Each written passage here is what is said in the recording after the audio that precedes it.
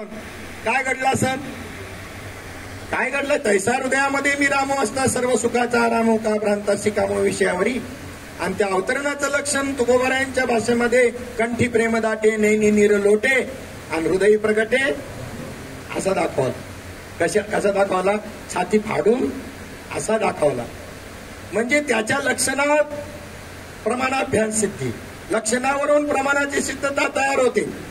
जिथे दूर दिसत असेल तर अग्नी आहे हे सांगायची काही आवश्यकता नाही. तर्क प्रचितीनं जर अनुमान प्रमाण अनुमान लावलं. काय अनुमान लावलं? यत्र यत्र वन्नी तत्र तत्र धूमो, यत्र यत्र धूमो तत्र तत्र वन्नी. या अनुमान प्रमाणाने त्याची सिद्धता झाली. स्वर्गाचं वर्णन शास्त्रामध्ये सांगितलं आणि आम्ही ऐकतो किंवा मी सांगणार, तुम्ही ऐकणार. दाखवा आम्हाला स्वर्ग, तुम्ही पाहून आले का असं आम्हाला विचारणार. तर हे अनुमान प्रमाणानेच स्वीकारावं लागतं. आणि प्रत्यक्ष दाखवायचं असलं तरी आमची तयारी, तुमची मारायची तयारी पाहिजे. आणि या सांगायला आम्हाला परत तुम्ही या कसं यायचं तिथे पुन्हा सांगून तिथं पाहून या स्वर्ग आहे, त्याचा पत्ता देतो, त्याचं तिथे काय काय आहे ते आम्ही अनुमान प्रमाणाने सांगू, शास्त्र प्रमाणाने सांगू. तिथं कामधेनूची खिल्लारे काय काय माऊलींनी वर्णन केलं ते सगळं. आता ज्याचा बापावर विश्वास आहे त्याला काही कोणत्या प्रमाणांची जास्त गरज पडत नाही. हो, काय म्हणलो मी? ज्याचा बापावर विश्वास आहे त्याला काय कोणत्या, खरंच काय हा माझा बाप आहे ना असं त्याला ती काय सांगा मग याला मेल्यात सांगू का कसं काय ते नीट भाषेत सांगू का तुला? म्हणजे आईच्या वचनावरती विश्वास आहे का नाही आपला, संपला विषय. मग नाही श्रुती परवती माऊली जगा, त्या श्रुतीवरती आमचा विश्वास आहे. आज चार्वाकांचा संप्रदाय जास्त प्रबळ आहे. आम्हाला त्यांची भीती नाही. आमची भांडणं आमच्यामध्ये चालली संप्रदायांमध्ये. अरे ते आम्हाला ठीक आहे, त्यांचा विचार थोडा वेगळा असेल, आमचा वेगळा असेल, त्यांना अनुभव नसेल, तुम्हाला असेल, हे गौण भाग आहे. खरं तर आपले जे शत्रू आहेत हे शत्रू कोण आहे? चार्वाक आहे, देहात्मवादी ज्याला म्हणतात. ते हाच देव, भोजन ते भक्ती, मरण ते मुक्ती पाखंड्याची. त्याला पाखंडी म्हणा, नास्तिक म्हणा. चार्वाकवादी म्हणजे देहात्मवादी, खावं प्यावं ल्यावं मिळालं म्हणजे गेलं, काही घेत नाही त्यांना बाकीच्या कोणत्या गोष्टीचं. पण हे निदान कमीत कमी त्यांचा मार्ग वेगळा असेल, पंथ वेगळा असेल, संप्रदाय वेगळा असेल, पण माऊलीच्या मार्गाने चालणार आहेत ना. माऊलीची तुमच्या विशेष कृपा आहे त्यांच्यावर थोडी असत. पण माझ्या माऊलीची उपासना करताय, माझ्या माऊलीला मानताय तर कळवळलं पाहिजे हृदय का, त्यांचा राग आला पाहिजे. अरे काय आम्ही अजून आपल्यात सुधारणाच करून घ्यायला तयार नाही. त्यांचा भाव आपण तत्ववेद्य आहोत, पण तत्ववेद्यांपेक्षाही तत्वज्ञान त्यांना नसताना सुद्धा त्यांचा भाव आपल्यापेक्षा जास्त आहे असं माझं निरीक्षण आहे. माऊलींच्या रिंगण सोहळ्याच्या प्रसंगी ते त्याला घोडा नाही म्हणत, माऊली म्हणतात. माऊली कारण घोड्यामध्ये हे गुण असूच शकत नाही, कोणाला धक्का लावणार नाही. हो, चुकून लागला तरच, नाही तर त्याची गती, त्याची बुद्धी हे योग भ्रष्ट आहे. ते काहीतरी थोडीशी चूक घडली म्हणून झाला घोडा, काहीतरी थोडीशी चूक घडली म्हणून झाला रेडा. सर्रास सगळ्यांच्या मस्तकावरती हात ठेवून रेडा बोलवलं नाही,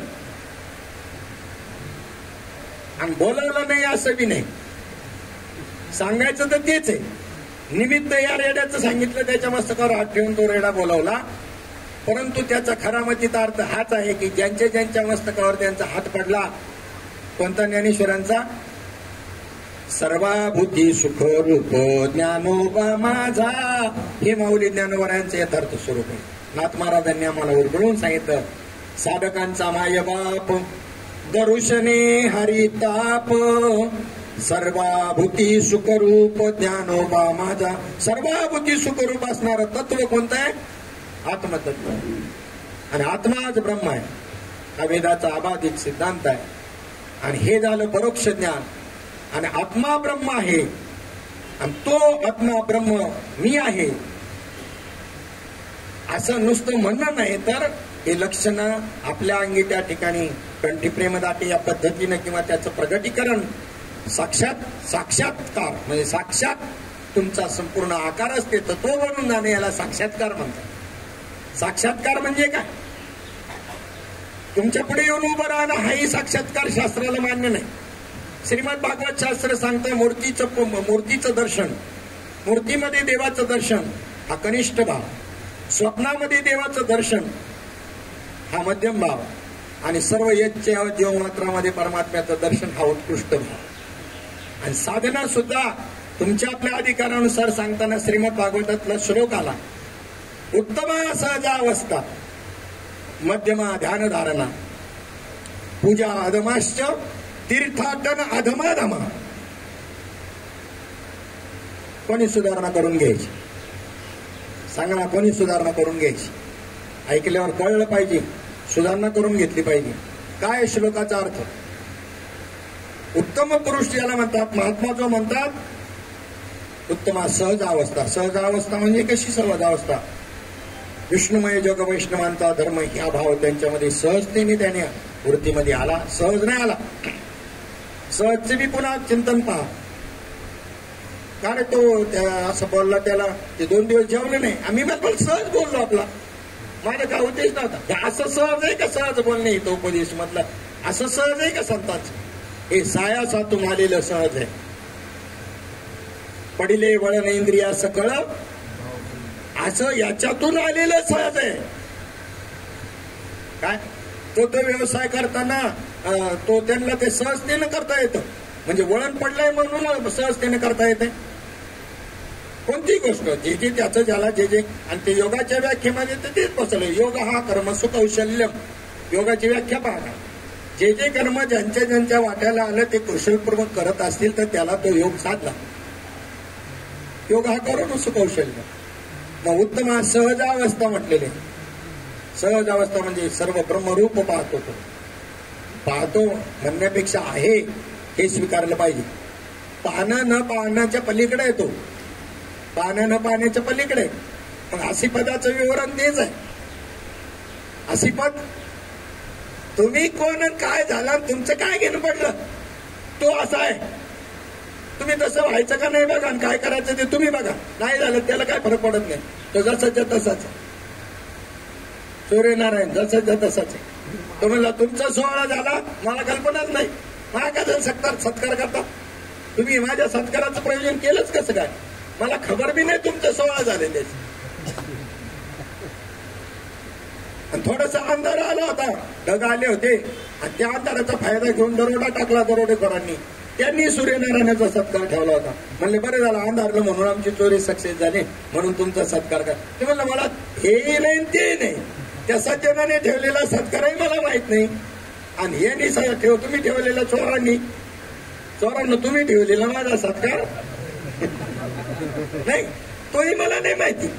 साक्षीभाव आणि साधना जी आहे ही प्रबोधाची, हे साक्षीभाव वाढवण्याकरता. साक्षी चिंत, साक्षीभाव जसं येईल तसं. मी म्हणतो हो गाडी येते ते चालून देत, काय त्याच्यामध्ये एवढं? पण ह्याच्यातलंच येते श्लोक, ह्याच्यातला आला. उत्तम सहज अवस्था श्लोक ह्याच्यातलंच आले.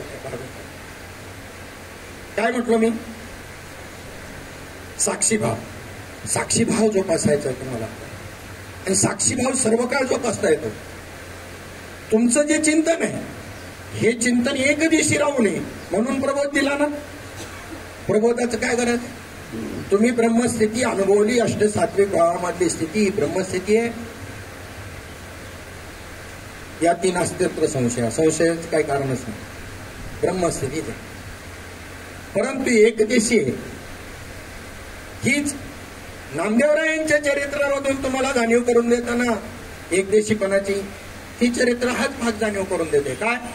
विटेवर उभा असणारा, कटेवर हात ठेवलेला, असं जे आहे तेवढाच देव मानणारे नामदेवराय.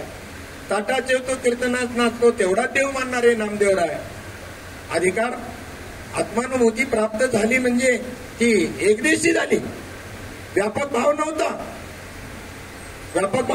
कच्चं मडकं ठरवलं, मग आता आपण आपल्याला अनुग्रह घेतला आणि गुरु केला म्हणजे काय पक्क मडकं झालं असंही समजण्याचं काही कारण नाही.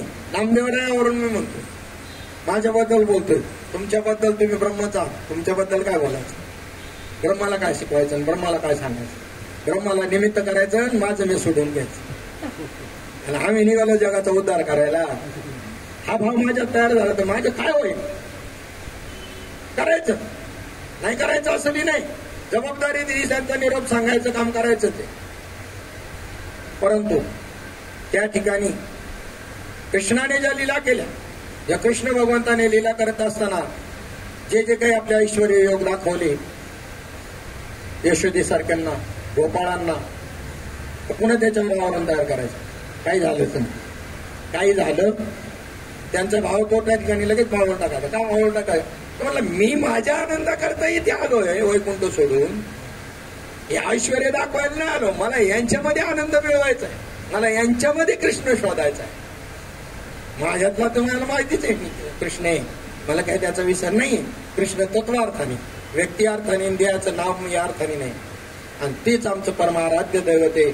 या ठिकाणी भागवताचार्य सुद्धा त्यांना नमन करतात. कोणाला? सच्चिदानंद रूपाय विश्वोत्पत्त्यादि हेतवे तापत्रय विनाशाय तापत्रय विनाशाय श्रीकृष्णाय वयं नमः. आता पहा, शीत मला त्या आठवड्याकरता काय करावं लागलं? बाकीच्या सगळ्या वृत्ती आवरून घ्याव्या लागल्या. बाकी सर्व वृत्तींची दुसरीकडे गेली ना, व्यापकतेकडे वृत्ती गेलेली आहे आता माझी. आणि प्रमाण आठवायला व्यापकतेकडे गेलेली वृत्ती पुन्हा अशी आवरावी लागते. त्याची बाकी आणण्याची व्यावृत्ती करावी लागते. याला अन्वय पद्धत म्हणतात.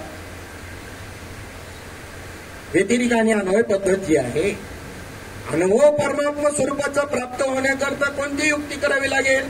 व्यतिरिक पद्धत अवलंबावी लागेल आत्मसाक्षात्कार करता. भले भले विद्वान ह्या पद्धतीबद्दल गैरहजर आहेत म्हणून त्यांना आत्मसाक्षात्कार नाही. साधना करतानाच व्यापकतेने सुरुवात केली. कसा अनुभव येईल? आला अनुभव म्हणून जो आहे, हा अनुभव येण्याकरता व्यतिरिकच पद्धत, आणण्याची व्यावृत्ती, जे जे बाकीचं दिसतं त्याची व्यावृत्ती अंतःकरणातून करणं म्हणजे असलेल्याची सिद्धता. आणि आता ते तुझ्यापुरतं मर्यादित नाही तर विश्वव्यापक आहे, याला अन्वय म्हटला. ते आत्मतत्व तुझ्यापुरतं, प्रकृतीपुरतं नाही तर ते संपूर्ण विश्वव्यापक आहे. आणि पुन्हा त्याच्या पुढे व्यवहार व्यवहार व्यवहार जसा तसा, जसा असेल तसा. याला उदाहरण दिलं त्यांनी. सर्वांच्या अंगावरती कापूस आहे का कपडा आहे? महात्म्यांनी विचारलं. काय म्हणजे? सगळे म्हणायला लागले कापूस आहे. बरोबर आहे, कापूसच आहे. कारण कापूस नसेल तर कपडा बनवू शकत नाही. पण कापूस आहे हे कळल्यानंतर आता व्यवहार म्हणले. व्यवहार जसा असेल तसा. मी जर या ताईची साडी नेसून जर त्या ठिकाणी इथे आलो तर कुठून आला ही जडा? शब्द पहा महात्म्याच्या मुखातले. म्हणजे त्या ठिकाणी तुम्हाला काय करावं लागेल? व्यवहारामध्ये तुम्हाला तसं वापरून वागून जमणार नाही. ज्ञानाच्या ठिकाणी व्यावहारिक द्वैत राहतं का नाही राहत? विवेक चुडामणी मध्ये आलं का नाही? काय उत्तर दिलं त्यांनी? या व्यावहारिक द्वैत राहतच. कारण हे द्वैत जे आहे हे द्वैत व्यावहारिक व्यवहारांकर्माचंच आहे. आणि मग जोपर्यंत आकार आहे तोपर्यंत ते व्यावहारिक द्वैत राहणार आहे. थोडं थोडं प्रमाणात का होईना तसं त्याचं ते राहणारच नाही, टिकणारच नाही. व्यावहारिक द्वैत राहतं म्हणून तरी महात्मा आपल्याला भेटतो. त्यांनी स्पष्ट त्याच्यामध्ये सांगितलं व्यावहारिक द्वैत राहतं. मग आता ते कशा द्वैत म्हणल्यावर ते कोणत्याही प्रकारातलं असू शकतं, कसंही असू शकतं. आता तो प्रारब्धाचा त्याच्या भोग आहे का त्याच्याकडून घडलेला क्रियमान आहे याचा निवाडा करायचा फक्त भाग आहे. नवीन नूतन घडलं असेल तर त्याला कसं काय मग हे होईल? निवाडा कसं करता येईल? आणि प्रारब्धाचा भोग आहे का क्रियमान आहे याचा निवाडा नाही होऊ शकणार. मग त्याचं प्रारब्ध कशाही पद्धतीचं असू शकतं. त्यामुळे त्याच्या महात्मेपणाला एवढंसं सुद्धा छेद बसत नाही. हा निश्चय कुणी करायचा आहे? त्यांनी करायचं आहे महात्मेनी का बाकीच्यांनी? त्याच्याबद्दल बोलणाऱ्यांनी करायचं आहे. कोणी करायचं आहे? अज्ञान कोणाचं आता म्हणावं लागेल इथं? त्याचं अज्ञान का जे पाहतायत आणि जे त्याची चर्चा करतायत त्यांचं अज्ञान? कोणाचं अज्ञान ही? आणि कोणी निश्चय करायचा आहे? विचाराचा भाग आहे. सजन कसाईचा पूर्वजन्माचा वृत्तांत सांगायचा. सजन कसाई जो आहे, या सजन कसायाचं इथून हातछेदन करण्यात आले. त्यावेळेला परमात्म्याला त्याने विचारलं, काय असं माझ्याकडून कृत्य घडलं, तुम्हाला ही शिक्षा राजाने द्यावी. या देहाला आणून आल्यापासून आणि जाणीव तयार झाली, जाणीव रूपी वृत्ती कळायला लागल्यापासून तर असं कृत्य माझ्याकडून घडलं नाही. आणि असं असताना हे का घडलं ही क्रिया, म्हणजे कारणाशिवाय कार्य घडतच नाही. मग त्याचं कारण सांगतो. त्याने त्याला ज्ञानदृष्टी दिली. ज्ञानदृष्टीनं मागचे जन्म पुढचे जन्म आठवतात. साधन आहे त्याची बी. आवश्यकता नाही, आवश्यकता नाही हे पहिले सांगून मग सांगतात. नाही तर जी मिळाली ती साधना सोडून तीच करत बसा, अजिबात नाही. अज्ञानाच्या लक्षणामध्ये 13व्या अध्यायात सगळे टाकले. ते ज्ञानी नाही तो. सिद्धीला बी पिसे कोणत्या पुसे नेले राजावंशी. कळलं तुम्हाला मागचा जन्म काय आहे, कळलं समजा. सुख आहे का दुःख आहे सांगतो. मस्त पंचपक्वानाच्या ताटावर बसलेला आहे आणि तेवढ्यामध्ये त्याची दृष्टी मागच्या जन्मावरती केली, दिसायला लागलं. डुक्कर होऊन विष्ठा खात होतो. गेला ना, सत्यानाश झाला समोरच्या त्या पंचपक्वानाच्या भोजनाचा. याला एक हात जाईना, सगळा वास तोच यायला लागला. काय मनाचं सामर्थ्य आहे पा. कधी डुक्कर होतं हे, 4-5 जन्म झाले तेव्हा डुक्कर होतं. आणि संस्कार एवढे तीव्र आहेत की 4-5 जन्मानंतर मानव जन्मात मिष्टान्नाचं भोजन करत असताना संस्कार जागृत झाला. वासासहित विष्ठा कुठं. मनाचं सामर्थ्य सांगताना बोलून जातं. विज्ञानाने एक प्रयोग केला मनाचं सामर्थ्य पाहण्याचा. एका व्यक्तीला ज्याला फाशीची शिक्षा देण्यात आलेली होती काही गुन्ह्यावरून, न्यायाधीशाकडून मागून घेतलं, आम्हाला प्रयोग करायचा शास्त्रज्ञांनी म्हटले, आणि हे आम्हाला, हे पात्र आम्हाला द्या. तुम्ही बी मारणारच आहेत फाशी देऊन आणि आम्ही बी मारणार आहेत, पण आम्ही प्रयोग करून मारणार आहोत.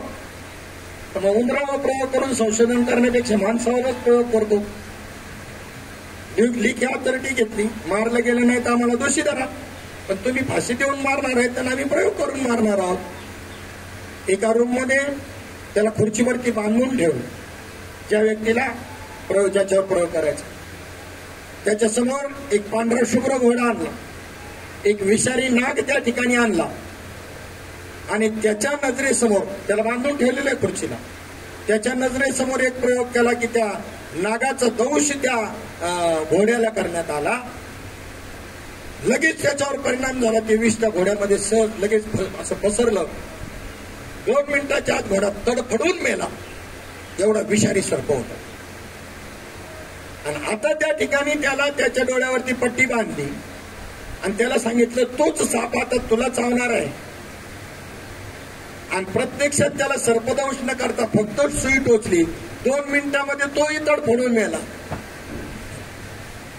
हे नवल काहीच नाही. त्यानंतर त्याचं रक्त जेव्हा तपासलं, रक्त तपासल्यानंतर त्याच्यामध्ये विष सापडलं. विष, सापाचं, नागाचं विष सापडलं. काय हे मनाचं सामर्थ्य हो, काय मन आहे. पण काय आहे हे मन. माऊली म्हणतात, वाया मन ही नाव हे रवी कल्पनाची सावे हो. कल्पना हेच त्याचं काय आहे स्वरूप आहे.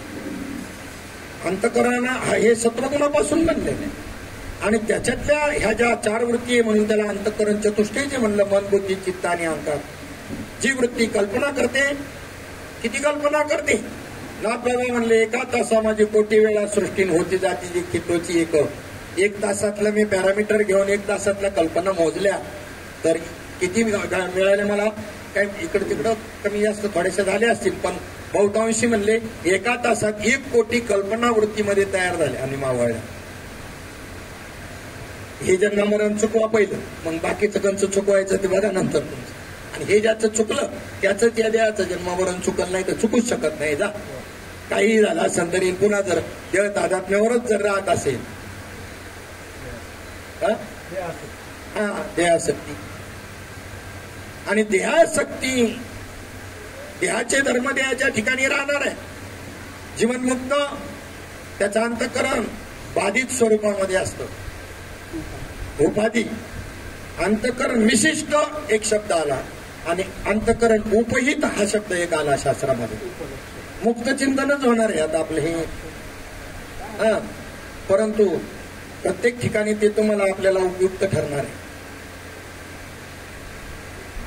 जीव विशिष्ट असणारा जीव याची डेफिनेशन करत असताना विशेष्य अधिक विशेषण बरोबर विशिष्ट. मग आता विशेष्य काय आहे, विशेषण काय आहे? अंतःकरण उपाधी हे विशेषण आहे बरोबर ना? सांगा बरं. अंतःकरण विशेषण आहे, चिदाभास हे विशेष्य आहे.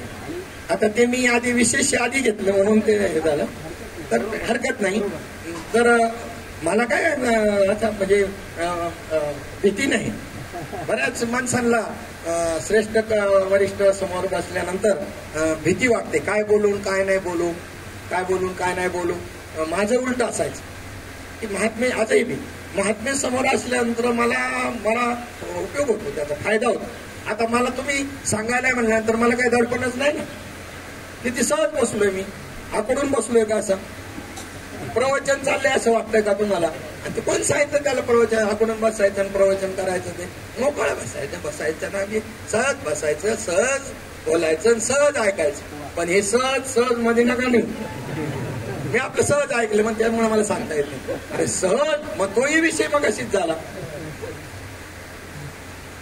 सहज म्हणजे व्यापक, सहज हा शब्द व्यापक, सामान्य हा शब्द व्यापक अर्थाने विज्ञानाने वापरलेला. सामान्य ब्रह्म चैतन्य त्यात हे अन्य नसे दैवाचे, हा वेद जाणती तेची धन्य दैवाचे. हे नरा आत बघ जरा, जीव हा खरा लिहिलंय तसं, पण अर्थ करताना तुम्हाला काय करावं लागल? नवे हा शब्द कुठे आहे? पुढच्या टोकापाशी. पण अर्थ करताना नवे हा शब्द. तुका म्हणे दाटे दंड आणि कंठ नेत्री जळ लोटे त्याच्या पुढे बरोबर. मग अर्थ करताना तुका म्हणे दाटे कंठ आणि नेत्री जळ लोटे, कंठ शब्द इकडे घ्यावा लागेल अर्थ करताना. काय बहुब्रीही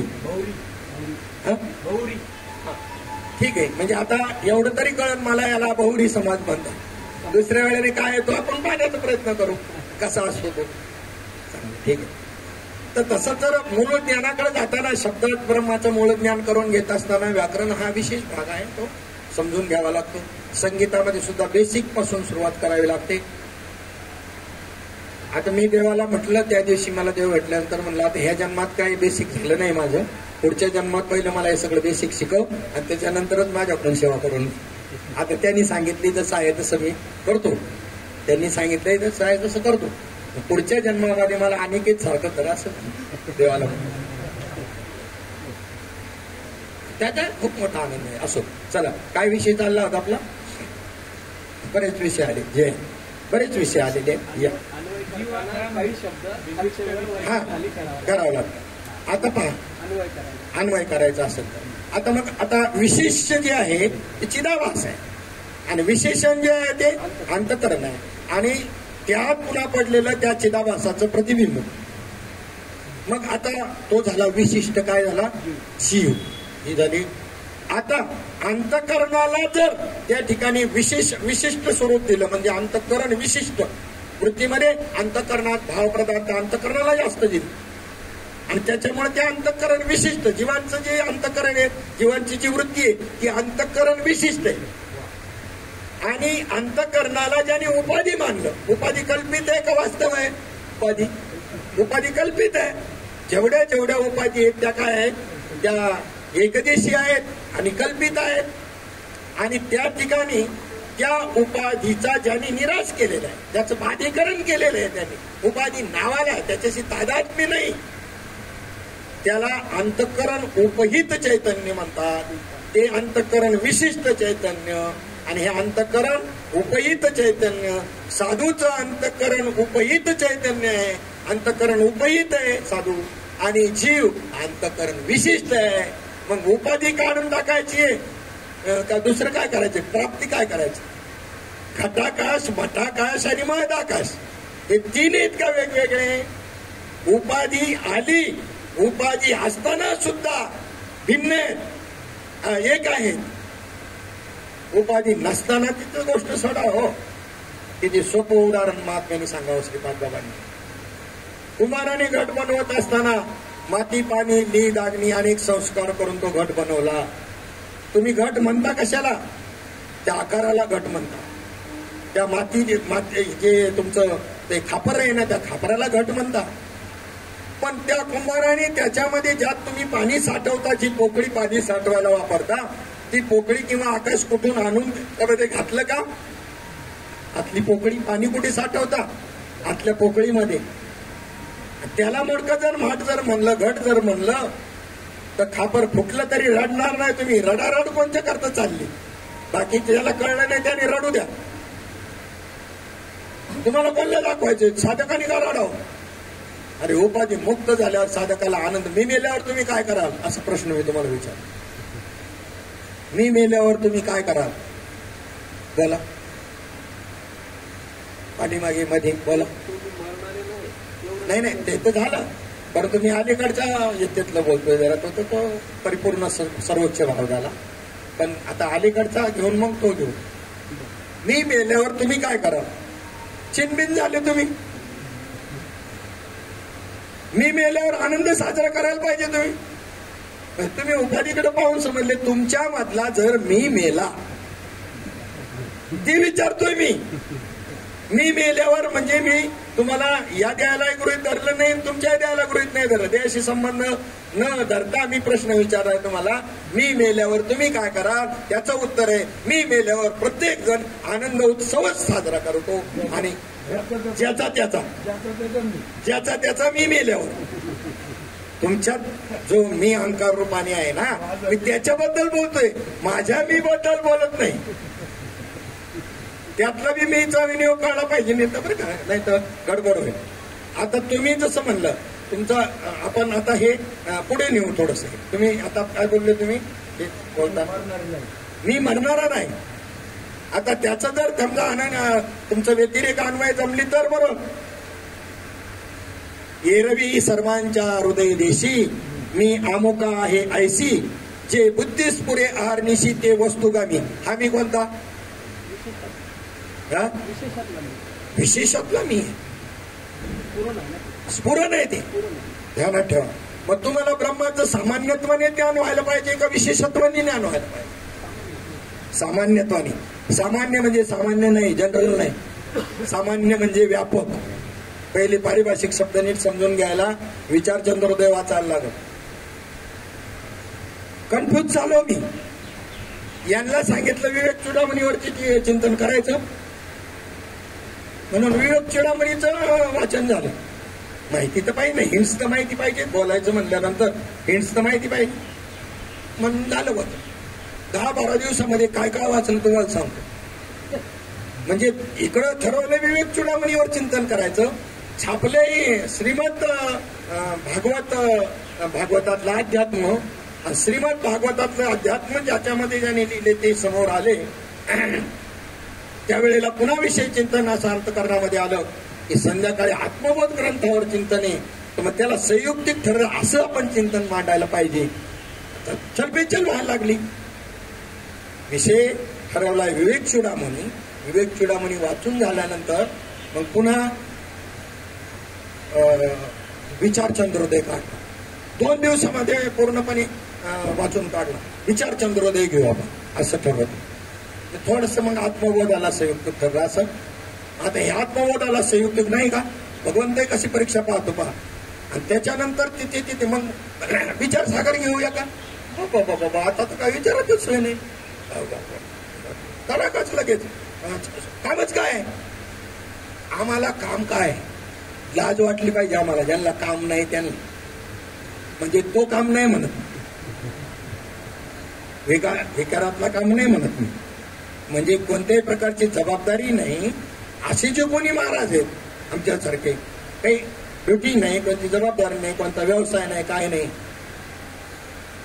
यांनी काय करायला पाहिजे? रात्रंदिवस सांगा, काय करायला पाहिजे सांगा. जे ड्युटीवर जात आहेत त्यांच्याबद्दल मी बोलत नाही. जे व्यावसायिक आहेत, निर्वाहाचं साधन आहे, कर्म आहे त्यांचं, त्याच्याबद्दल मी बोलत नाही. किती सदुपयोग करून घ्यायला पाहिजे ते झालं पाहून पुन्हा डोक्यामध्ये आलं की हे मला तिथे तर मी स्वतंत्र होतो ना, माझंच मला कशा याच्यावर चिंतन करायचं हे ठरवायला मी स्वतंत्र होतो का कोणाचं माझ्यावर बॉदरेशन होतं. तुम्ही हाच विषय घ्या. नक्कीच कल्पना माझ्या आडी यायला लागली आणि ठरवलं या जे श्रीमद भागवत जे आहे, श्रीमद भागवताचं चिंतन घ्यायचं, करायचं आपल्याला, त्याच्यातलं अध्यात्म हे करायचं. ही प्रेरणा मला कुणी दिली? कोणाच्या तरी प्रेरणेनं घडलं ना. त्याला एक व्यक्तिविशेष नव्हतं, पण अंतःकरणामधून ते चिंतन करण्याची प्रेरणा ज्या तत्वाने दिली त्याचा मी अपमान करतोय हा भागाला. आणि पुन्हा उचललं श्रीमद भागवतातला अध्यात्म. बदलच नाही करायचं म्हणलं. आता काही असो उपयुक्तता काय बरं, उपयुक्तता जर समजा नवखाळा जर वक्ता असेल आत्मबोधावर बोलणारा, मग माझ्यामध्ये हा विचार जर आला असता तर गोष्ट वेगळी आहे.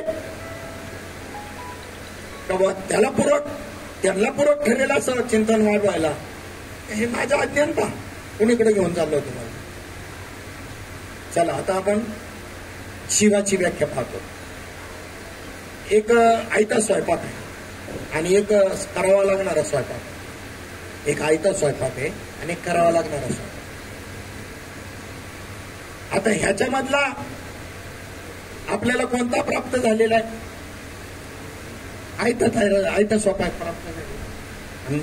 कुठं प्रवासाला गेला, काही झाला आणि त्याला जर स्वतः स्वयंपाक करून खायची, नर्मदा परिक्रमेला गेला समजा, जाण्या इतकं पुण्य आहे का नाही माहित नाही मला, असं तर नक्कीच घडल. आणि तसं काही नाही, पुण्य पापाच्या पलीकडे गेलेली आपण मंडळी आहोत. याचा अर्थ असा नाही तुम्हाला आपल्याला त्या गोष्टीची गरज नाही, तुम्हाला नसेल, आपल्याला तुम्हाला कोणाला नसेल, परंतु तरी सुद्धा सांगितलेले बोलताना जबाबदारी आहे बोलणाऱ्या माणसावर वक्त्यावर. जाळू नये नाव तरल्याने पारण मागील आधार बहुतांचा. तुम्ही नावेतून तरुण पलीकडे गेला मग ती जाळून टाकायची नाही, राहू द्या ना, दुसऱ्याला उपयोगी पडेल ना. आत्मनिष्ठ आणि जीवनमुक्त जरी झाले तरी तीर्थ व्रत न सांडिते बोलून नका बोलायला सांगितलं तुम्हाला, अधिकार दिला बोलायचा आपल्याला म्हणून. एक एक शब्द तुमचा जो आहे ना त्याच्यावर कोणी ऑब्जेक्शन घेतलं नाही पाहिजे. त्याला अभ्यास करावा लागेल, पाहावं लागेल संपूर्ण संतवाङ्मय, मग चुकीचा शब्द येणारच नाही. साधनं आहेत ती साधनं जी आहेत ना, वेगवेगळी जी साधनं आहेत ती वेगवेगळी साधनं अधिकारानुसार आहेत. तोच विषय आपला चालला होता. उत्तमा सहजावस्था, मध्यमा ध्यान धारणा, पूजा अधमश्च तीर्थाटन अधमाधमा. उत्तम पुरुष जो आहे ना, उत्तम पुरुषस्पन्न परमात्मेत्युदाहृत यो लोकत्रेमा विश्व व्यवर्तव्य ईश्वर क्षर सर्वाणि भूतानि कूटस्थोक्षर उच्यते. 15 अध्याय बरोबर. द्वाविमो पुरुषो लोके क्षराक्षर एवच. पुढं आता ठीक आहे, असं नित्य पाठात आहे आणि थोडस एका तिकडे लावलं का लगेच येईल. ते काय मोठे हे नाही, पण तो चाललेला विषय महत्वाचा आहे. प्रमाण एवढं काही महत्वाचं नाही, म्हणजे माझ्या दृष्टीनं आता प्रमाण तेवढंच महत्वाचं आहे. बोलणारा कोण आहे ते प्रमाण बोल. तर उत्तम पुरुषाची लक्षणं जी सांगितले, क्षर पुरुष, अक्षर पुरुष आणि उत्तम पुरुष. एवं जीव चैतन्यागवे हे क्षर पुरुष जाणावे, आता रूप करू बरवे अक्षरासी. एक सामान्य जीव चैतन्य ते म्हणतात क्षर पुरुष, म्हणजे आता इथे सामान्य जनरल मध्ये आलं अर्थ त्या सामान्य शब्दाचा, व्यापक आणि सहजमध्ये नाही आलं. काही ठिकाणी हे शब्दाचे भेद स्वीकारावे लागतात. जसा विषय असेल तशी भूमिकेनुसार शब्द स्वीकारले जातात. तर मग तिथे कसं काय त्या दिवशी तुम्ही म्हणले असं सामान्याचं असं बोलले आणि इथं सामान्याचं असं का बोलता, ते किंवा दोन विभिन्न ग्रंथकार असतील तर त्यांनी तिथे आलेल्या विषयाला अनुसरून तो सामान्य शब्द स्वीकारला असेल. तर मग आता गुरु आणि सद्गुरु श्रीगुरु काय आहे? उपाधी विशेष नाही. घटाकाश मठाकाश महदाकाश तसं तर इथून तिथून आकाश मात्र काय आहे. चला मग उत्तमा सहजावस्था, मध्यमा ध्यानधारणा. मध्यमाने ध्यानधारणा करावी. मध्यमाने काय करावी? ध्यानधारणा करावी. पूजा अधमास्य, अधम असेल तर त्यांनी पूजा अर्च करावी. आणि सगळ्यात कंटाळा मला ह्या पूजेचा बळमंडळीने सांगावं लागतं. आज सणसुदीचा दिवस आहे, आज तरी देवपूजा. एकदा सगळे त्या सरगरबाबाला देऊन टाकले. पंचधातूच्या मूर्ती होते. काय त्याची जर पूजा आपल्याकडून जर सहज राहत नाही, बरं काय करतो मी? काय करतो म्हणजे हे घेऊन बसलं का बस हीच पूजा असं झालंय. 4 तास 5 तास जर हे जर जमत आहे आणि 20 मिनिटाची पूजा जमत नाही, काय आलं ना जमायला? वृत्ती विशेष हा बनला.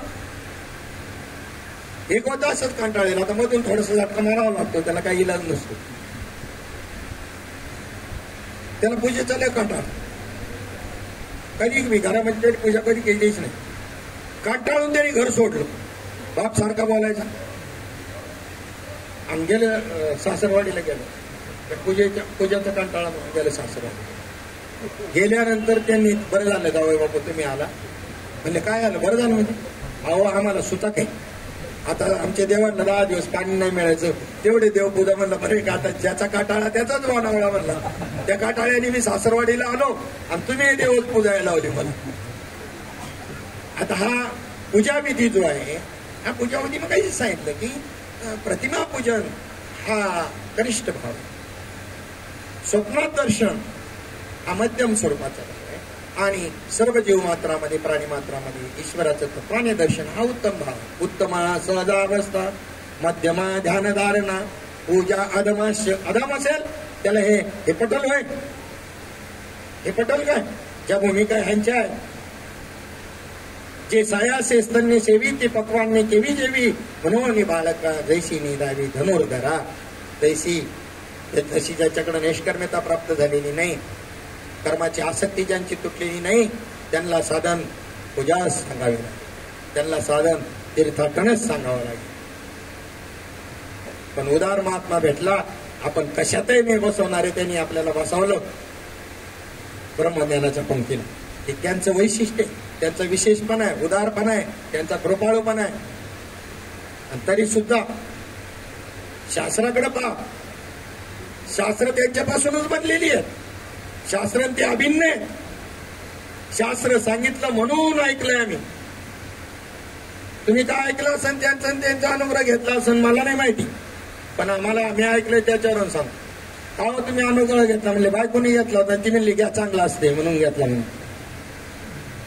कोणच्यामुळे घेतला म्हणजे अनुग्रह? बायको म्हणली मी घेतला चांगला असते घ्या म्हणून घेतला. असे पुतळे बसत आहेत आमच्या पुढे. काय करावं यानं?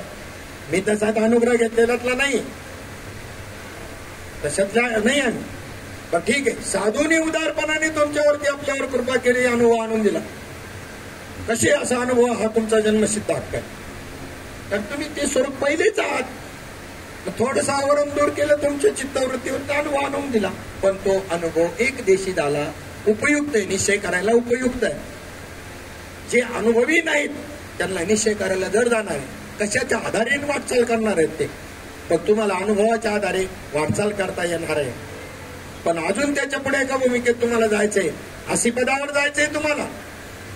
आणि मग तिथं अनुभव वेळावाला. अनुभव कोणाला? अनुभव त्रिपुटीत बसतो का त्रिपुटीच्या रहित आहे तुमचा अनुभव? त्रिपुटी सहित आहे तुमचा. पाहतेपणाने तुम्ही काय राहताय? केला का विचार कधी? नुसतेच ऐकलं, ऐकण्याच काम चाललंय. त्या श्रवणाचं मनन झालं पाहिजे, त्याचा निधिध्यास झाला पाहिजे. मग आयता स्वयंपाक मिळालाय ना आपल्याला, त्याचं महत्व नाही. करायची पाळी येईल ना. मग त्या गाईडच्या आधारे परिक्रमा चालू आहे आमची, नर्मदा परिक्रमा. आज आपल्याला किती चालायचे? आश्रम कुठे? दुपारचा चुकला तरी काय फरक पडत नाही. एखाद्या मार्केटमध्ये काहीतरी खाऊला घेऊ आपल्या पदार्थ आणि वेळ काढू शकतो. पण रात्रीचा मुक्काम जर चुकला तर खायचं मोरते, जंगलात राहावं लागल. याचं काय? मग त्या गाईडनुसार चालत असताना त्यात बारकावे दिलेले. काय बारकावे दिलेले? पुढचा अन्नछत्र कुठे आहे? पुढचा आश्रम कुठे आहे, किती किलोमीटरवर आहे, आणि तुमची चालायची कॅपॅसिटी काय, एका तासाला 4 किलोमीटर जनरली प्रत्येक सर्वांची मिळून, आणि जायचंय 15 किलोमीटर. वाजलेत किती हे ठरवायचं, मग इथे थांबून घ्यायचं. 2 तास 3 तास आधी का लागेनात थांबायचं काय नाही एखाद दिवशी. पण पुन्हा चालल्यानंतर तिथपर्यंत जर पोहोचणार नसाल, हा निर्णय तुम्हाला घ्यावा लागायचा. आणि त्यानंतर जिथे तुम्हाला जायचं आहे तिथे त्या ठिकाणी काय आहे, अन्नछत्र आहे का. काही ठिकाणी अन्नछत्र ते सांभाळायला माणसं नाही, त्याला सदाव्रत नावाचा शब्द सदाव्रत म्हणलेले, म्हणजे तिथे तुम्हाला मटेरियल दिलं जातं. का कोणाला जायचं असलं तर माहिती करतो सांग, तर त्या ठिकाणी तिथे मटेरियल दिलं जातं, भांडी दिली जातात. तुम्ही स्वयंपाक करायचा, खायचं, ती भांडी घासून त्यांना द्यायची, पुढे निघायचं किंवा मुक्काम असेल थांबायचं तिथे. मग तिथे त्यात लिहिलेलं असतं. कमीत कमी 3 महिन्याच्या कालावधीमध्ये एक 12 ठिकाणी आम्हाला स्वयंपाक करावा लागला असं. आणि 2 भगिनी आमच्या बरोबर होत्या, इंजेताई गवतीताई. त्यामुळं आम्हाला काही नाही, तिथे थोडंफार इकडून तिकडून सरपंच जमा करावं लागायचं. दगडाच्या 3 दगड मांडले, चूल केली, बस बाकीचं ते सगळे करायचं. आणि चेंज म्हणून आम्हाला बरं वाटायचं की बा मधून मधून हे सदावर्त ठेवलंय ना, हे बरं आहे. त्यांच्याकडे माणसं नाही म्हणून ठेवलं असेल, किंवा तुमच्या हाताने तुमच्या आवडीचं करून खवायच्या करता ठेवलं असेल म्हणलं. आपल्या पद्धतीने मटेरियलनुसार आपण काय.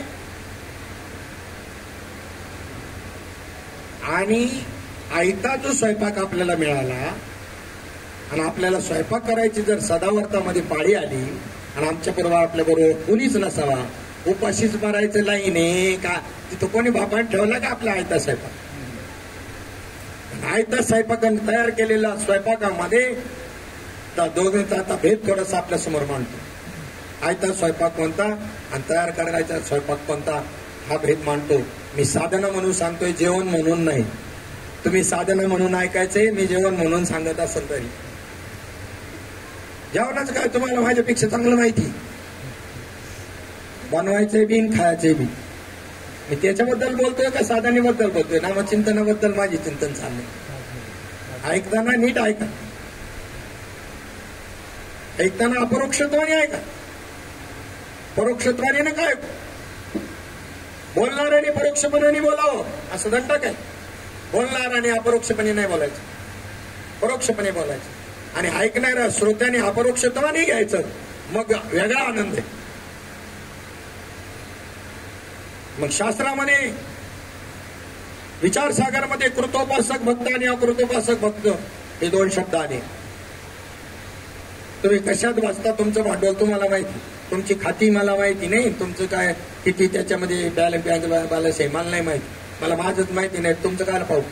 पण शास्त्रात आलं म्हणून सांगतो, निष्काम पुण्य ज्यांच्या पदरी आहे हे भांडवल, त्यालाच साधूची भेट होते. निष्काम पुण्य ज्याला आहे त्यालाच आत्मसाक्षात्कार होतो, देवाची भेट होते. आणि सकाम पुण्याचं फळ तो स्वर्गाधिक प्राप्त होतील. स्वर्गाधिक पुण्याचा क्षय झाल्यानंतर प्रमाण सांगत नाही, माहिती आहे सर्वांना. तरी एक बोलून जाईल त्याच्यातलं, जर जास्त जोर त्याच्यावर आपण कधी देत नाही असं बोलून जाईल त्याच्यातलं. त्रैविद्यामाम समपाप पुत पापामधलं मजविर पाविजे स्वर्गो तो अज्ञानाचा पुण्य मार्गो ज्ञानी तया ते उपसर्गो हानी मानती. कशात बसता तुम्ही? ज्ञानामध्ये बसता ना, ज्ञानी श्रोत्यामध्ये बसता.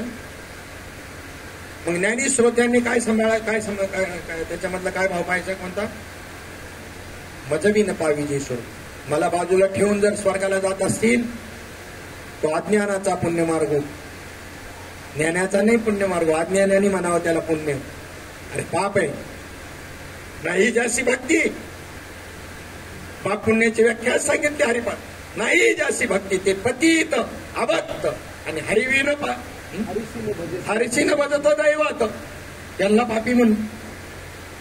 नाही जास्ती भक्ती ते पतित अभक्त आणि हरिसी न भजत दैवत, त्यांना पापी म्हणलं. कर्माचं पाप पुण्याचा विचार जर करायला गेलं ना, हा ती माहिती ते, पण ते आपण मुद्दाम गाळलं वेळेच्या अभावी. वेळेच्या अभावी काय आता त्याच्यातलं कडक, अजून कडक ज्याला म्हणतात, मजची माझी मी असता जेने मी दुरावे पंडू सुता ते पुण्य ऐसे म्हणतात जीभ न तुटे काही. आणि आपल्याला बघा, अभ्यास करणारे परिपूर्ण अभ्यास करत नाहीत ज्ञानेश्वरीचा. आणि म्हणे माऊलीने सांगितलंय साचा आणि मवाळ, काय पुढं काय मितुले आणि रसाळ, शब्द जैसे कल्लोळ अमृताचे असं बोलावं. त्याला विचारावं हे कुठं बसत, हे जे आता बोललो, ऐके जे प्राण्याच्या ठाई या ज्ञानाची आवडी नाही, तयाचे जे आले म्हणू काही वरून मरण सांग. मेले का नाही तेव्हा बाबा म्हणायचे, तेव्हा जन्माला आले तेव्हा त्या ठिकाणी ते होई फोडबा तिथं दडपून टाकायचे होते नाणीमध्ये. पुण्याची व्याख्या, पाप पुण्याची व्याख्या काय, कर्माचं पाप पुण्य सुद्धा विचार साधकाने त्याचा करायचा आहे का? साधकाने ह्या पापाचा पुण्याचा विचार करायचा आहे काय? किंवा मी देव म्हणता कोटी ब्रह्महत्या येऊन या फाटी थापटती, पायाखाली आयुष्यभर मुंगी मरवून दिली नाही या वारकरी. आणि शेवटच्या क्षणाला 100% यायला पाहिजे तर विष्णुदूतच. पण यमदूत आल्यावर याला प्रश्न पडल, काय झालं, काय माझं काय चुकलं? अरे ज्ञानोबा रायांचं वाङ्मय पाहिलं असतं आणि त्याच्यातलं प्रमाण पाहिलं असतं, त्यांनी त्याला आठवण करून दिली. पायाखाली मुंगी नसन मिली. पण एक ज्या वेळेला मी दे आहे असं जर म्हणलं तर कोटी ब्रह्महत्येचं बघ तुझं किती पाप झाले, पस्तावशील. त्याच्यापेक्षा आधी विचार कर जरा. साधकाची साधनाच लई वेगळी, साधकाचा देवही वेगळा आहे, साधकाचं सगळंच न्यार रे. साधकाचं मंगल सुद्धा जे आहे ना, मंगल पुढे येणार आहे. पण आता बी आलं होगा, नाही तर बोलून जाऊ. तिथे जरा विस्ताराने येईल, तिथं थोडक्यात टच करून जातो. मंगल केलं ना सुरुवात आपण, मंगलाय तर काय आहे, मंगलो भगवान विष्णू मंगल ध्वजा, किंवा पवित्रानाम पवित्रयो मंगलानांच मंगलम दैवतम देवतानांच. तुम्ही मला सहकार्य करत जा जरा नाही तर ठीक आहे, काय हरकत. तर तिकडे आपली वृत्ती थोडीशी कमी मुख्य विषयाकडे अनुसंधान असल्यामुळं. नाही तर आता विष्णू सहस्रनाम म्हणायला लागलो की तुम्ही फक्त समोर ठेवायचं, मी म्हणतो तुमच्या बरोबर पूर्ण रोजचा नित्यनियम असावा माणसा, नक्कीच असला पाहिजे. काही नित्यनियम विन अन्न बक्षितेची श्वान, काहीच नित्यनियम नाही. आणि खातोय चिळीतोय 3-3 टाइम, त्याला कुत्र म्हणले. कुत्र मनुष्य परी कुत्री, ती माणूस म्हणायचं कुत्री आहे. काय नित्यनियम मला आहे नव्हतं, काही साधूमुळे लागला थोडासा विनोदाने. त्या वेळेला मी म्हणायचा, का महाराज तुमचं काय नित्यनियम? महाराज झालो पण नित्यनियम नाही, अनुग्रह घेतला पण नित्यनियम नाही. टाइमावर असायचं, टाइम मिळाला केला नाही केला तर मी विनोदाने म्हणायचं. ते म्हणले का तुमचं काय नित्यनियम? म्हणलं मग सकाळी नाश्ता 2 टाइम जेवण, अजून चुकलं नाही आयुष्यात कधी. आता नित्यनियम कशाला म्हणतात? जर माहितीच नाही तर आम्हाला काय, फक्त खाण्याचं नित्यनियम माहिती. चला पुढे, काय विषय चालला होता आपला? जस्ट साधकाचं मंगलाचरण. मंगलाचरण का करायचं आणि मंगलाचरण कोणाचं करायचं? प्रत्येक शुभ गोष्टी करता मंगलाचरण करणं, शुभत्वाच्या दृष्टीने. तुमचं कार्य जे हाती घेतलं ते सफल होण्याकरता काय केलं जातं? मंगलाचरण केलं जातं. सकळ मंगळनिधी श्री विठ्ठलाचे नामाधी, मनकारे जना श्री विठ्ठलाचे नाम वाची. पतित पावन साचे श्री विठ्ठलाचे नाम वाचे, बापुर कमादेवरून साचे श्री विठ्ठलाचे नाम वाचे. मंगल आचरण ज्यांचं आहे त्याचं मंगलाचरण करावं. इथं मंगलाचरणाचा काय आता सांगावं, कोणी कोणाचं मंगलाचरण करते? त्यांनी म्हणून तर शेरा मारून ठेवला. सुग्रण म्हणजे काळी गोरी बाई का तिचं ज्ञान, फिटर म्हणजे निळा डागला घातलेला माणूस का त्याचं ज्ञान, कलेक्टर म्हणजे उभा आडवा माणूस का त्याचं ज्ञान, संत म्हणजे माणूस का त्याचं ज्ञान. इथं माणसंच संत बनले, पडा आमच्या पाया त्याच्यामुळे मिळ बसना, ज्ञानाचा ठिकाणा नाही. आणि पुन्हा दंब केवढा सांगा. म्हणायला कुठे जातोय तर शिष्याने लगेच पुढे महाराजांचं मौन आहे, लपाया करता मौन आहे, काही येत नाही म्हणून मौन आहे. मौनम सर्वार्थ साधनम म्हणले, मी म्हणलं नाही मौनम दुर्बलस्य लक्षण.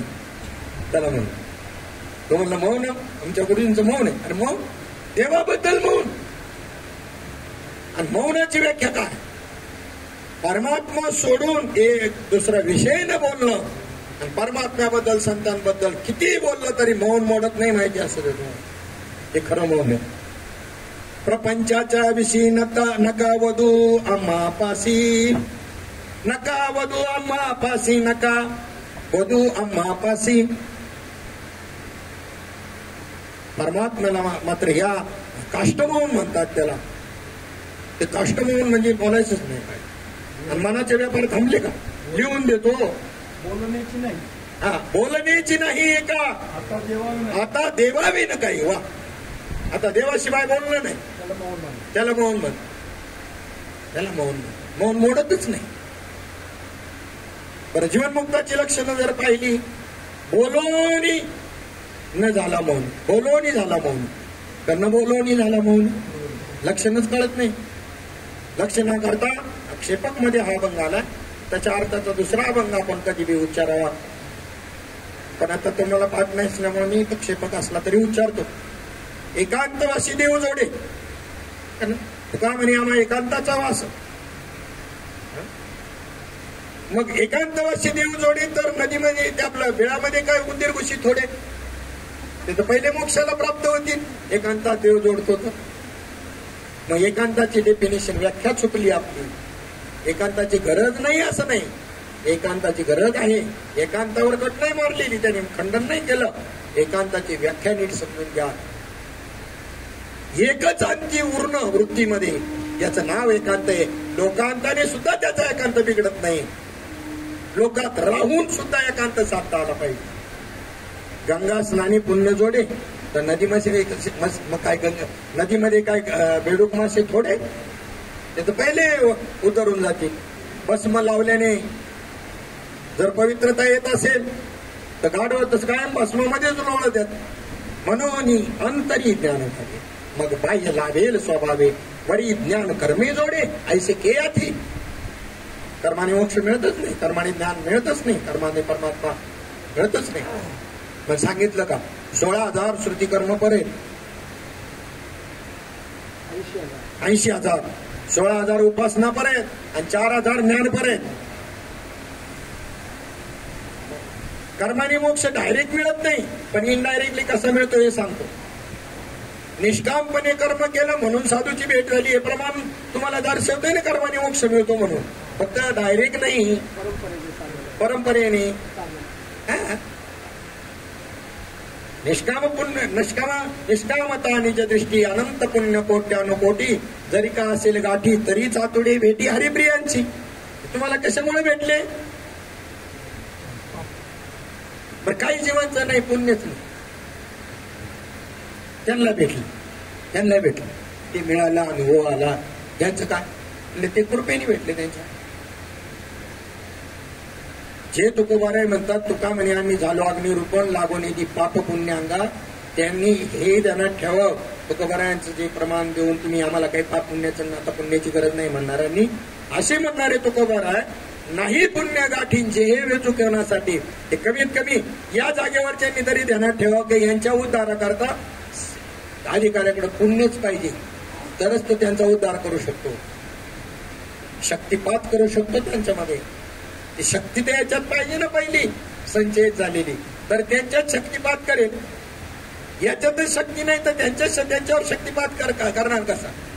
आणि या शक्तिपाताच्या प्रकारामध्ये संकल्प शक्ती, संकल्प कृपा, शब्द कृपा, स्पर्श कृपा आणि दृष्टी कृपा. काय बोलायला लागत आहे साधूला जगाचा उद्धार करायला करता? पण काय गरज आहे? काय प्रवचन कीर्तन यावं लागतं का? काही नाही. शब्दकृपेनं तो त्या ठिकाणी नाही चला करता आला. अरे तुमच्या दृष्टीनं तो कृपा करीन का? दिठी जयावरी झळके, माथा पद्म करू पारुके, तो जीवाची परी तुके महेशेशे. काय साधूचं महिमान? त्याला शब्दाचं काय गरज आहे?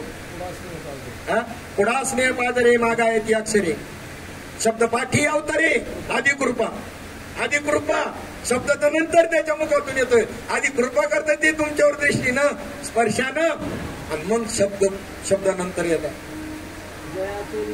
जयाचेनी अपांग पाते, जयाचेनी सावये, जीव ब्रह्म उपरुल आहे.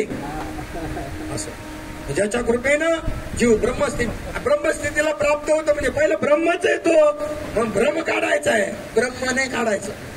ब्रह्म शब्द नीट आहे का? भ्रमण ब्रह्म असं ब्रह्म नका होऊ. शास्त्र नीट समजून घ्या. शुकाचार्य, शुक्राचार्य आणि शक्र शुक आणि शुक्र तिन्ही वेगवेगळी व्यक्तिमत्व आहेत. शुक्र जो म्हणलेले म्हणजे शुक्राचार्य, तो देवांचा राक्षसांचा गुरु आहे शुक्राचार्य. शॉर्टकट मध्ये शुक्र म्हणलं त्याला.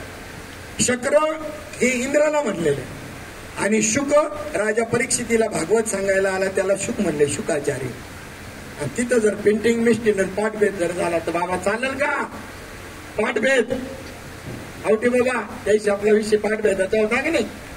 पाठभेदामध्ये जर शुकाचार्याच्या जागी आले पाहण्यात आमच्या पेंटिंग मिस्टेक आहे ती.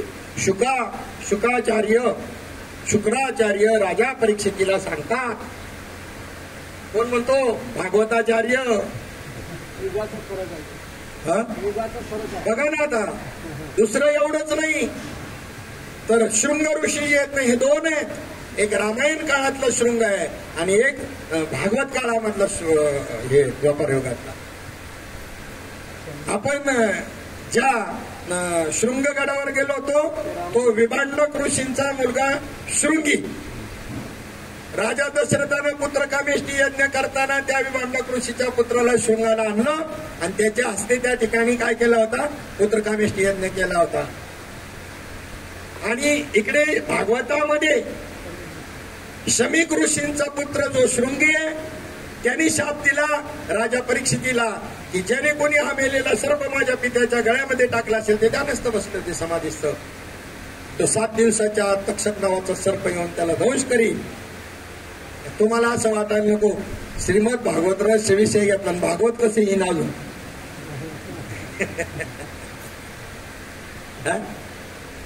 ह्याच्यामध्ये एवढं सुंदर आहे ना, त्याचं वर्णेकर म्हणून डॉक्टर श्रीभा वर्णेकर प्रज्ञा भारतीय आणि रामकृष्ण मिशनचे संबंधाने साधन आहे. तर त्यांनी या श्रीमद भागवतामधला निर्जन या अर्थाने त्या ग्रंथाला नाव दिलं. आणि ह्याच्यामध्ये जे काही चिंतन घेतली, ती चिंतन कोणती घेतली ते सांगतो. त्याच्या विषयाची पहिली हे सांगतो आणि चाललेल्या विषयाच्या अनुरोधाने पूर्णत्वाला आणू काय अपूर्णता राहिली असेल ती चालली समजा.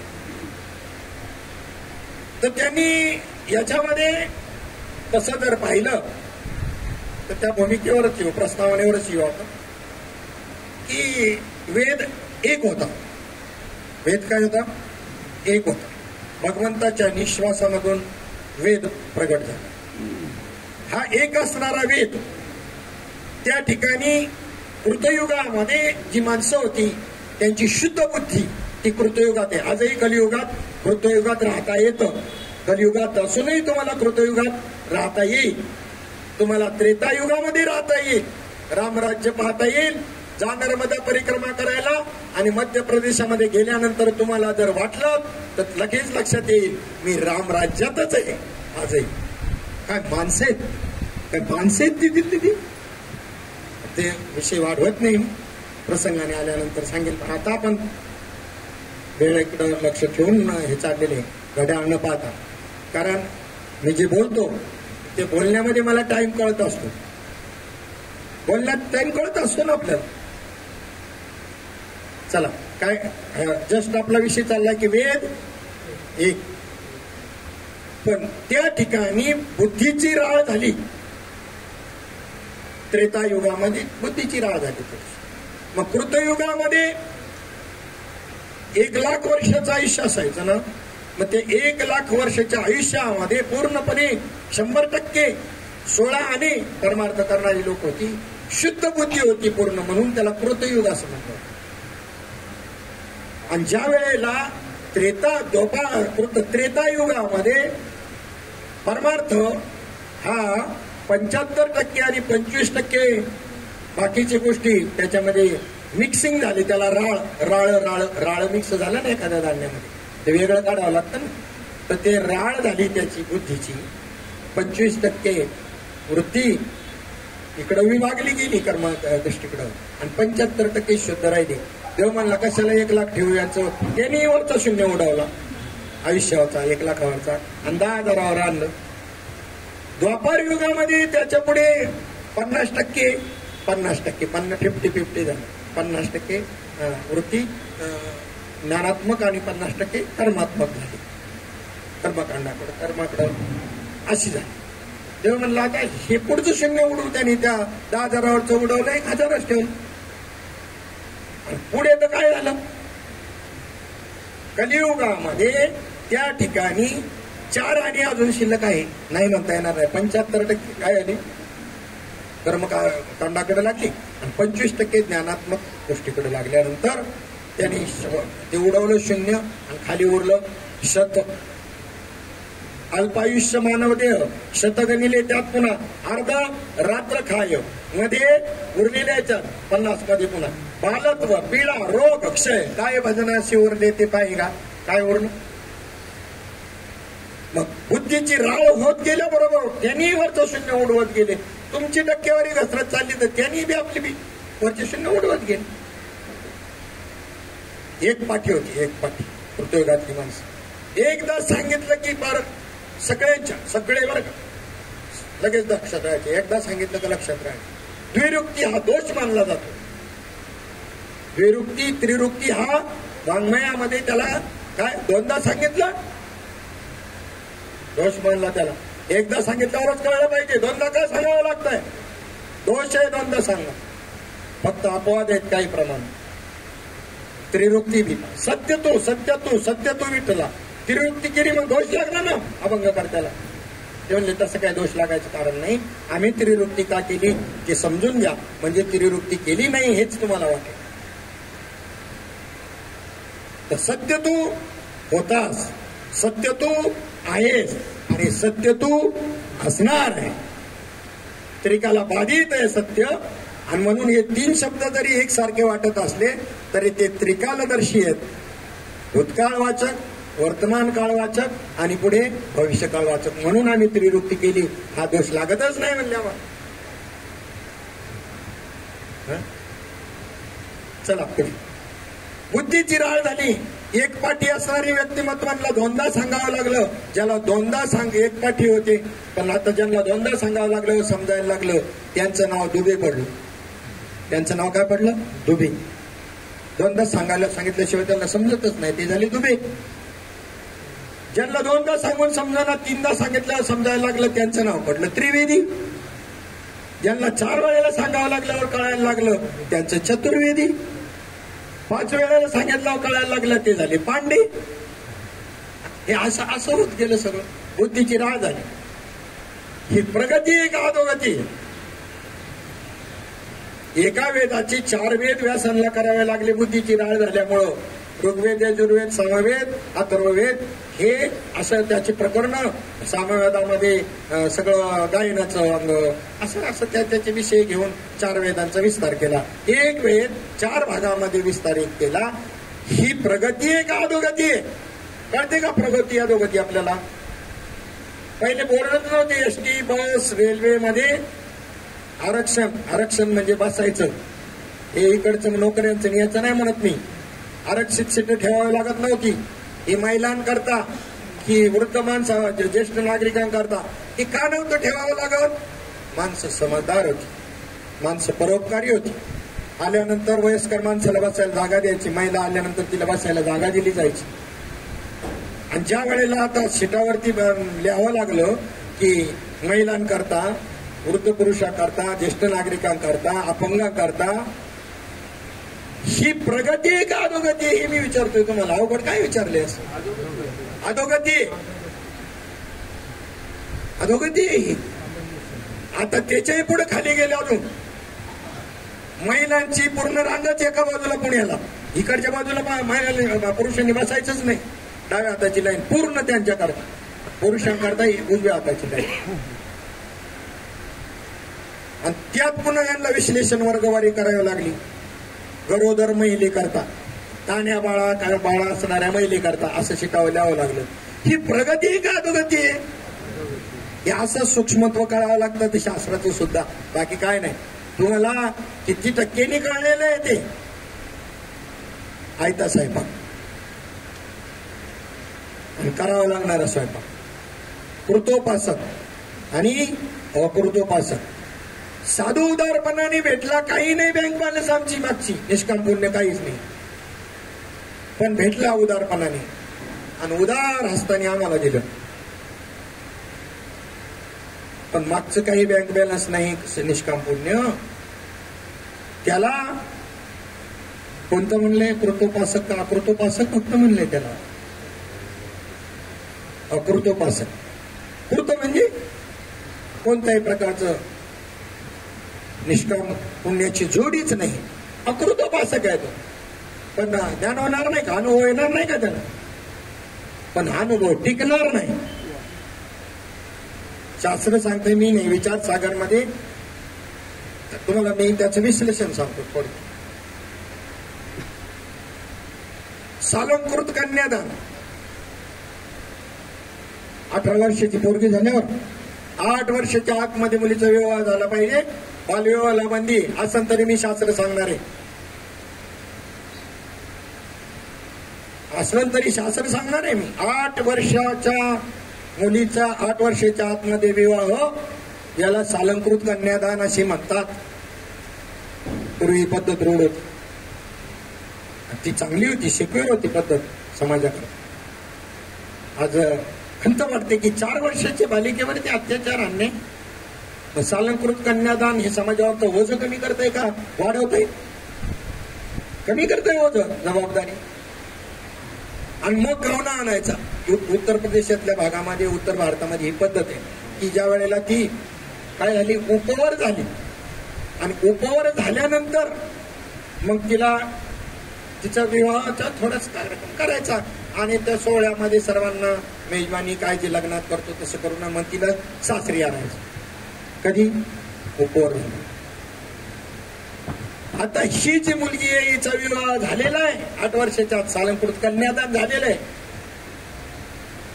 हिचा पतीशी संबंध आल्यानंतर हिला संतती होऊ शकते काय? बोला.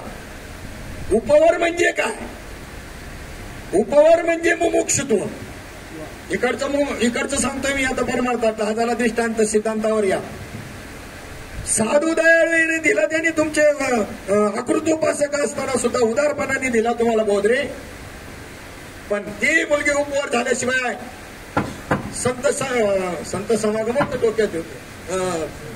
पती समागमामध्ये तिला संतती होऊ शकते काय? मिळाला म्हणला अनुग्रह, प्रबोधही झाला. असं का झाला? नाही होणार. साधूच्या उदारपणाला धक्का न लावता शास्त्र बोलतंय. तसं आपलं बोलणं सुद्धा कशाला धक्का न लावता सिद्धांत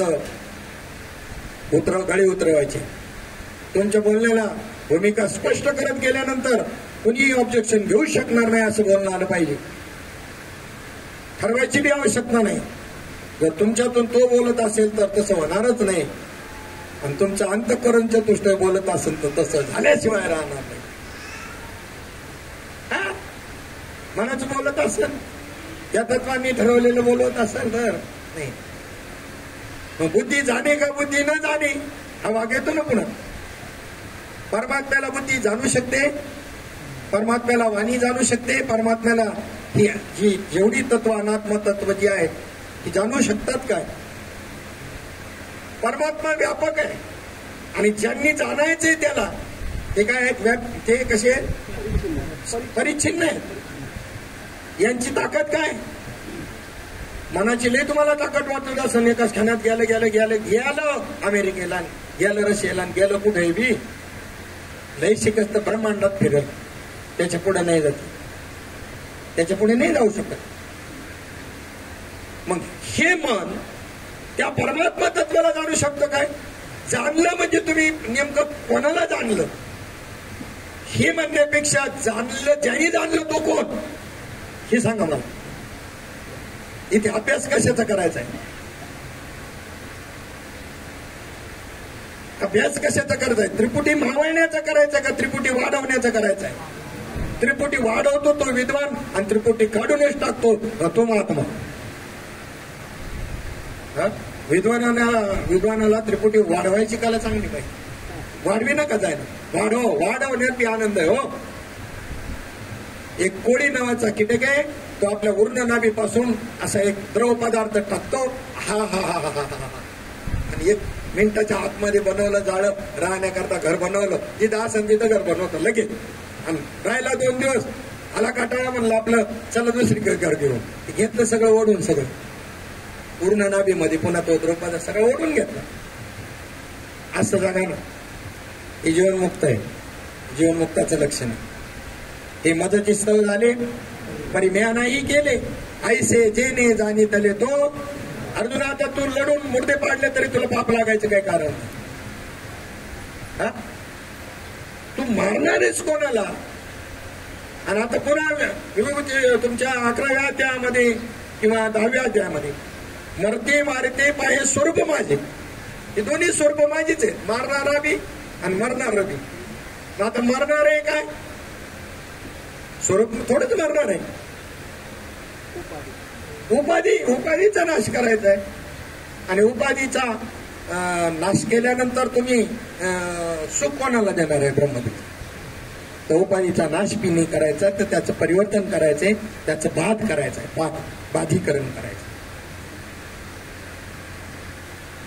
सुंदर वाक्य वापरलं होतं आपल्या पंढरपूरला भोसले बाबांनी बोलता बोलता. खडी साखर ही साखरेची उपाधी आहे का स्वरूप आहे? आनंद कोणाला द्यायचा आहे? उपाधीलाच द्यायचा आहे. खडी साखर ही साखरेची उपाधी आहे का स्वरूप आहे? थोडस स्वरूप आहे, भिन्नत्वच नाही ना त्याच्यामध्ये. गोडी आणि गोड भिन्नत्व आहे का? नाही. सच्चिदानंद, बरोबर. खडी साखरेमधले 3 गोष्टी वेगळ्या काढायच्या. तिचा पांढरेपणा, मऊपणा आणि गोडी, हे 3चं विश्लेषण करून वेगळे काढायचे. खाली कोळसा राहील, कोळसा, खडी साखर नाही राहील. तिन्ही मिळून खडी साखर बनलेली. तसं तिचे स्वरूप आहे. त्या स्वरूपाचे ही लक्षणं आहेत का? आणि जर लक्षणामध्ये जर आला, त्रिपुटीमध्ये जर आला, त्याचं परमात्म तत्व राहतं काय? मनवाचा तीत तुझी हे स्वरूप, म्हणून या भक्ती माप केली. भक्तीची या मापे मोजितो अनंता, इतराने तत्वता न मोजवे. पण भक्तीने मोजता येईल बरं. मन, बुद्धी, चित्त, अहंकार हे त्याला जाणू शकत नाही. बुद्धी जाणे का न जाणे तर नाही जाणू शकत. आणि तीच बुद्धी जाणू शकते. जी आवृत्त बुद्धी आहे ती नाही जाणू शकत. आणि अनावृत्त बुद्धी जाणते, पण तीही आता उपाधी भेदाने शिल्लक नाही राहत. द्रष्टा दृश्य रूपाने नाही जाणत. द्रष्टादृश्य रूपाने नाही जाणत. ती त्याच्याशी एकरूप होऊन जाते, व्यापक होऊन जाते. ती बुद्धी ते तीच होऊन जाते. हे असं जाणणं आहे. देवाला जाणणं, देवाला अनुभवणं हे असं आहे. कसं आहे? वेगळ्यापणाने राहून नाही. मग आवृत्त बुद्धी जी आहे, आवृत्त परमात्म्याला जाणते. आवृत्त परमात्म्याला जाणते, आवृत्त परमात्म्याला जाणते आणि अनावृत्त परमात्म्याला जाणत नाही. कारण अनावृत्त व्यापक आहे, आवृत्त एकदेशी आहे. शुद्ध बुद्धी जाणते आणि आवृत्त बुद्धीच आणि जिच्यामध्ये विषय आहेत ती आवृत्त बुद्धी.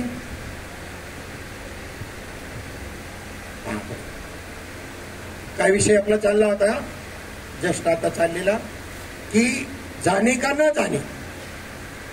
अतिंद्रियता, जी इंद्रिय त्या व्यापक परमात्म्याला जाणू शकत नाहीत, तीच इंद्रिय त्याला जाणू शकतात. जर तुमची अतिंद्रिय शक्ती वाढली तर. अतिंद्रिय होणं म्हणजे काय? इंद्रियाच्या पलीकडे जाणं वृत्तीला घेऊन. त्याला गुणातीत, भावातीत ही श्रीगुरूचं स्वरूप आहे. तुम्हाला भाव दिलाय तो कशा करता दिलाय? अभावाची निवृत्ती करता भाव दिलाय का वस्तुसिद्धी करता दिलेला आहे? वस्तू सिद्ध आहे का सिद्ध करायची? परमात्मा सिद्ध आहे का सिद्ध करायचा आहे? जेने भ्रांतीपासून हिरतले, गुरुवाक्य मन धुतले, मग आत्मस्वरूपी घातले हरवणीय. किंवा एक प्रमाण अजून असे, येऊनी विवेक तीर्थ तटा, गुरु दाविली वाटा, येऊनी विवेक तीर्थ तटा. बुद्धीचा मळकटा धुवून याजेने, त्याने बुद्धीचा मळकटा धुवून काढला बुद्धीवर आवरण येतं, आवरण विषयाचा स्वभावच आहे. विषयाचा पडी पाडून गोड परमार्थ लागे कडू, कडू विषय तो गोडू जीवाशी झाला. आणि आपल्याला वेदांत जड जाण्याचं कारण तेच आहे. वृत्ती शुद्ध झाली पण वृत्ती स्थिर नाही झालेली. आपली बुद्धिवृत्ती शुद्ध झाली चिंतनाने, प्रबोध ही वृत्ती स्थिर करण्याकरता आणि अनुग्रह चित्त शुद्धी करताय, वृत्ती शुद्ध करण्याकरता. दोन गोष्टी व्हाव्या लागतील. पाण्यामध्ये पडलेलं बिंब प्रतिबिंब न्याय, पाण्यामध्ये पडलेलं किंवा आरशात पाहिलेलं जे तुमचं त्या ठिकाणी प्रतिबिंब आहे, आभास आहे, तर तुम्ही त्या ठिकाणी गंध लावताना आरसा घेता, त्या आरशातल्याला गंध लावता का इकडे जो आहे त्याला लावता? पाहता कुठे? आरशामध्ये. आणि गंध कोणाला लावता? इकडे लावता, त्या आरशातल्याला लावता. बरं, आता पुन्हा तो जर आरसा जर स्वच्छ नसेल तर त्या ठिकाणी प्रतिबिंब कसं दिसेल? स्वच्छ दिसेल. आता पहा बरं का, जर 1000 डबकी आहेत आणि त्याच्यामध्ये पाऊस पडून गेलेला आणि सूर्यनारायण जरा थोडं तळपायला लागला, त्याचं वातावरण आहे तसं, ते 1000 डबक्यांमध्ये सूर्याचं प्रतिबिंब पडलं काय सूर्य 1000 झाले? एक हरी आत्मा जीव शिव सम, सर्वांच्या ठिकाणी आत्मा एक आहे पण आकार वेगवेगळे आहेत. म्हणजे ते आत्मा तेवढे आत्मे झाले काही नाही. सूर्य 1000 झाले का 1000 डबक्यात प्रतिबिंब पडलं म्हणजे सूर्य एकच आहे ना. मग आता पुन्हा ते प्रतिबिंब क्लिअर दिसण्याकरता सगळ्यात क्लिअर नाही दिसत.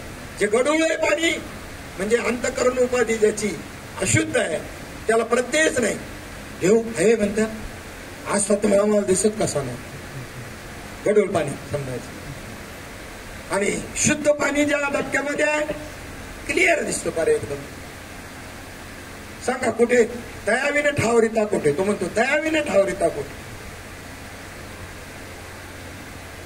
कशाचा विषय चालला आपला? ही बुद्धी जाणी की न जाणी, अतिंद्रियता वाढवायची. श्री गुरुचं स्वरूप भाव का दिला आणि भाव टिकणार आहे का सतत? भाव बदलणार? कोणताही भाव असो, कांद्याचा असो, बटाट्याचा असो, नाही तर देवावर आणि गुरुवर तुमचा निर्माण झालेला भाव. भाव शब्दाचा अर्थच असा आहे. मग तो प्रपंचातला असो गुण, नाही तर परमार्थाचा असो, तो गुण कोणत्याही याच्यातला असू द्या, तो गुण सगळं एकच. धैर्य, काय धाडशी माणूस आहे? प्रपंचातल्या एखादं धाडशी कृत्य पाहिल्यावर तो म्हणतो काय धाडशी माणूस आहे. आणि परमार्थात ती धाडस लागतं हे बोलायला. अनुभव नाही सांगता लाज नाही वाटत तुम्हाला? हे वाक्य बोलायला धाडसच लागतं. मग धैर्य हा गुण प्रपंचातही वापरता येतो आणि परमार्थात बी आवश्यक आहे. दया, एखाद्या कुत्र्याच्या पिल्लावर दया दाखवली अब्राहम लिंकननी. माझ्या ड्युटीला मी उशिरा गेलो तरी चालेल. त्याने गटारात पडलो तो उचललं, स्वच्छ केलं, सोडलं आणि मग गेले. आपला कोट सुद्धा बदल निघाला घरी जाऊन आणि मग गेले. दया प्रपंचात बी आहे आणि दया इकडे काय कुणीकडे लावा. गुणच आहे. प्रपंचाकडे लावा नाही तर तुम्ही परमार्थाकडे लावा. गुण काय आहे? मग इथे सांगितलेले गुणातीत हवातीत हे त्यांचं स्वरूप आहे. केव्हा कळायचं आपल्याला? त्याच्या पलीकडे जायचं म्हणजे काहीच न करणं. हे काहीच न करणं झालं का? हे बसलोय आतमध्ये माझ्या काय भरले, पिराचा वरूच भरलाय का काय? हे बाहेरून दिसतंय तुम्हाला, काहीच करीत नाही. काहीच न करणं हे सुद्धा क्रियाच आहे. काहीतरी करणं सोपं आहे हो. काही हे नाही केलं ते करीन, ते नाही केलं ते करीन, ते उद्योगीच आहे. उद्योगपतीला येत आपल्या देशामध्ये जगामध्ये. उद्योगपती संकल्प विकल्प करणारे उद्योगपती. पण निरुद्योगी व्हायला पाहिजे. आणि निरुद्योगी व्हायचं म्हणजे काहीच न करायचं म्हणजे काय? काहीच न करणं बी क्रिया आहे. काही करणं जशी क्रिया आहे तसं काय ही असं अध्यात्म कळावं लागतं. हे अमृतानुभव ही लक्षणं आहेत. ही वेदांतांची ही लक्षणं आहेत. तुम्हाला एक बाजू कळते, आपल्याला दुसरी बाजू आपण पाहतच नाही. तर दोन्ही बाजूंचा विचार करून त्याच्यापेक्षा वस्तू स्वतंत्र आहे हे कळावं लागतं. याला साक्षीभाव म्हणतात. साक्षीभाव जोपासायचा आहे प्रबोधसाची साधना करून. सुखदुःख समान सकळ जीवांचा कृपाळ समे लाभो कृते कृत्वा समशत्रो मित्रेच. मला कधी कधी प्रश्न असा पडतो, बरेच वेळा मी बोलतो, अष्टसात्विक भाव ही भक्तीची लक्षण आहेत. भाव आहेत आणि भावे विन देवाला कळेल संदेह. भावाशिवाय भक्ती कळणारच नाही. भावे विन भक्ती, भक्ती विन मुक्ती, बळे विन शक्ती. मग ही भक्तीची लक्षणे आमच्यामध्ये निर्माण झाल्यानंतर ज्याच्यात निर्माण होतात त्याला काय म्हणायचं आपण? बोला. ज्यात भक्तीची लक्षणं निर्माण झाली त्याला काय म्हणायचं? भक्त. आता भक्ताची लक्षणं सांगतो. अनपेक्ष सुचिरदक्ष उदासीनो गतव्यतः सर्वारंभ परित्यागी यो मद्भक्त समे प्रिया. बघून घ्या ते सगळ्याला शेवळ. मग भक्तीची लक्षणे निर्माण झाल्यानंतर जर बघतंय तर भक्ताचं एकही लक्षण नाही म्हणून आपल्या संप्रदायाकडे नीट पाहिलं जात नाही विद्वानांकडून. कळतं का आपल्याला?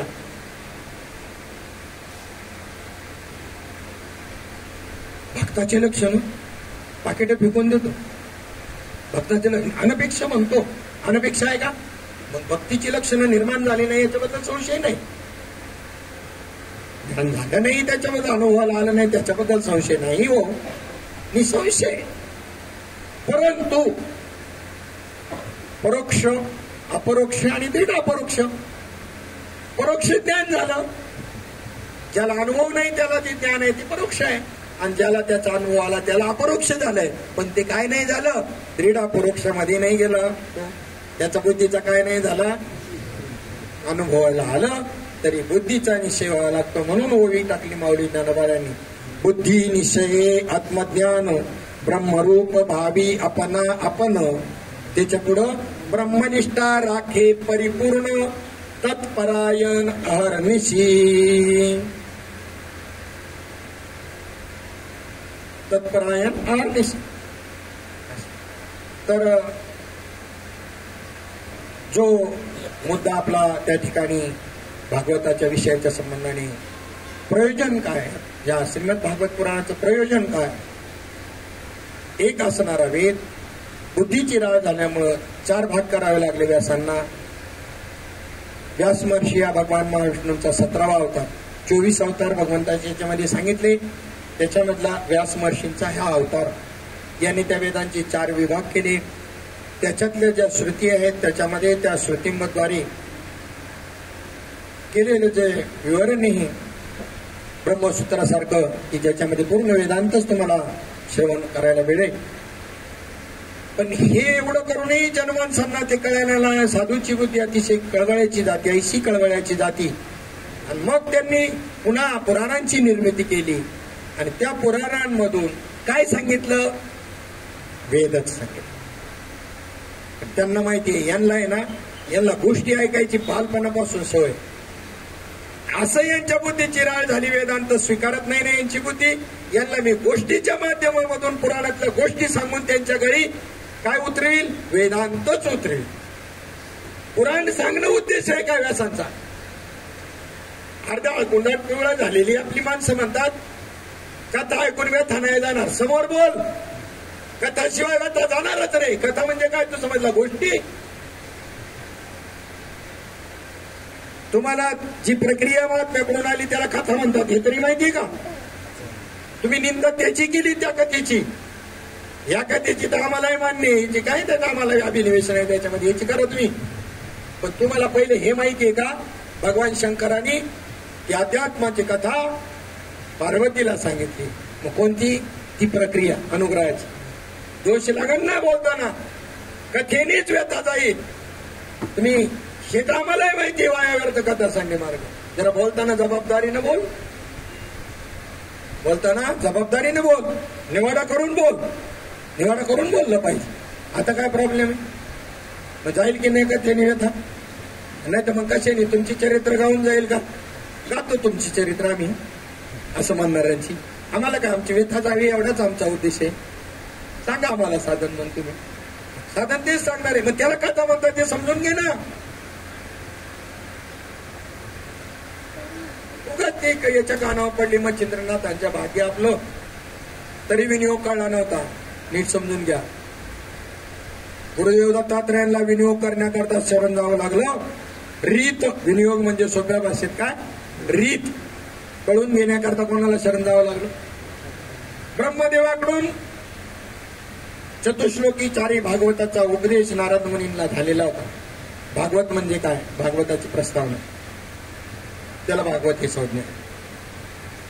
दुसऱ्या स्कंदामध्ये 9व्या अध्यायामध्ये 32, 33, 34 आणि 35 असे 4 श्लोक आहेत. तेच बघायचे आहेत आपल्याला. अध्यात्म, भागवतातला अध्यात्म. आता ही असं पटत नाही, जड जाते बुद्धीचं. लगेच काय होतंय, लय होते, निद्रा येते, जड जाते. झोप येण्याची कारण आहे. जोपर्यंत बुद्धीला गम्य होत आहे ना, समजतंय ना, 3 दिवस झोप नसू द्या त्याला, असं मजेने बसल का, त्याला झोपच नाही ना.